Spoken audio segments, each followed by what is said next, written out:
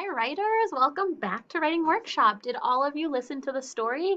My little sister ate one hair? At first, when I heard this story, I thought it was about one hair from my head. But did you know H-A-R-E is hair, like a bunny rabbit? Oh my goodness, what a silly story. What part did you think was funny? Did you have a favorite part? I thought it was pretty funny when she was eating the worms, because I liked the illustration with the eyes, and I could really just picture what it would look like going down her throat, those worms. What a brave and interesting girl, huh? So today we're going to make more funny stories and lists. So your job, after I show you what to do, is going to be that in your notebook, you're going to open up a page and write my little brother or sister. We're going to be writing silly sentences that your little sister or your little brother might do. If you don't have a little brother or sister, that's okay. We're just kind of pretending, because that's what the story was about, my little sister. Okay, so does anyone have any ideas for me? Something silly?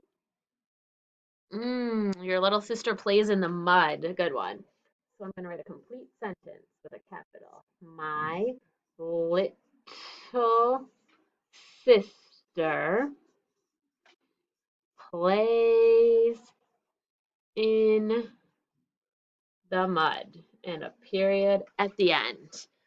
Great. Okay, what else could we add to our little brother, little sister list? Something silly? What? Your little brother turns green at night? Ah, that's so silly. Let me add it. My little brother turns green at night. Period. Okay. I've got one.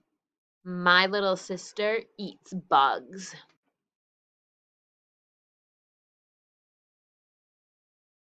My little sister, I can look up here to help me with my spelling, eats bugs.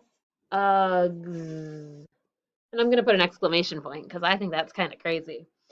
Okay, so your job today in your notebook is that I want you to make a nice long list of silly sentences that your little sister or your little brother does. If you really have a little sister or brother, you can just do my little brother or my little sister and just focus on that.